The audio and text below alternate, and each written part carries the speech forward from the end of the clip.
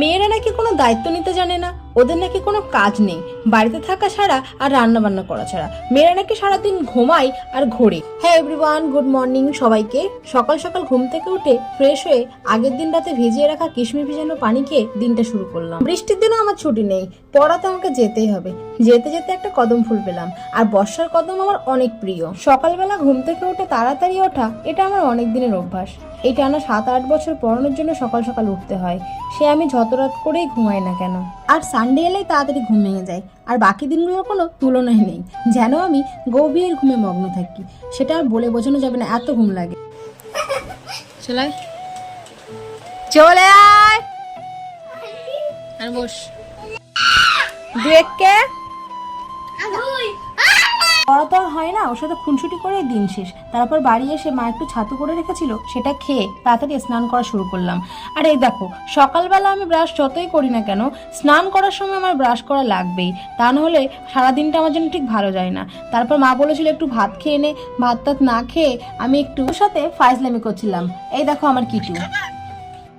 কিটু, তোমার নাম কি?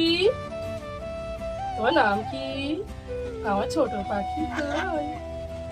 কোথাও যাওয়ার টেনশন থাকলে আর কোনো এক্সাম থাকলে আমার সেদিন যেন ভাত খেতে ইচ্ছে করে না, তাই মা একটু কষা মাংস রান্না করে রেখেছিল, সেটা খেয়ে আমি বেরিয়ে পড়েছিলাম। তারপর রাস্তায় দেখলাম টোটো না আসার নাম নেই, তাই একটু ঢং করছিলাম।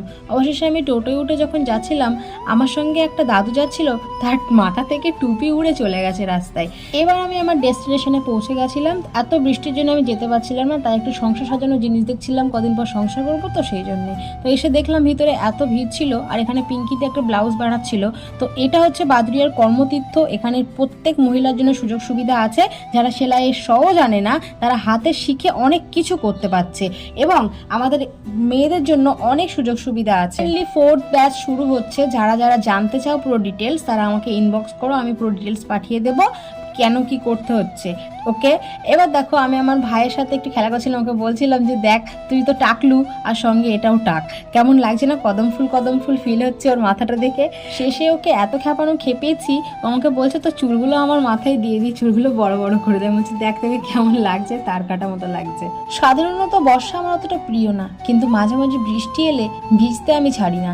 আর বর্ষার যে কদম ফুল, সেটা আমার অনেক প্রিয়। ভেজা মাটির গন্ধ আর বর্ষার কদম, আয় হায় কি যে সুন্দর কম্বিনেশন, যেন মন প্রাণ পুরো জুড়িয়ে যায়। মাকে আমি মাঝে মাঝে দিদি বলে ডাকি, ইয়ার্কি করে ডাকি, সিরিয়াসলি না।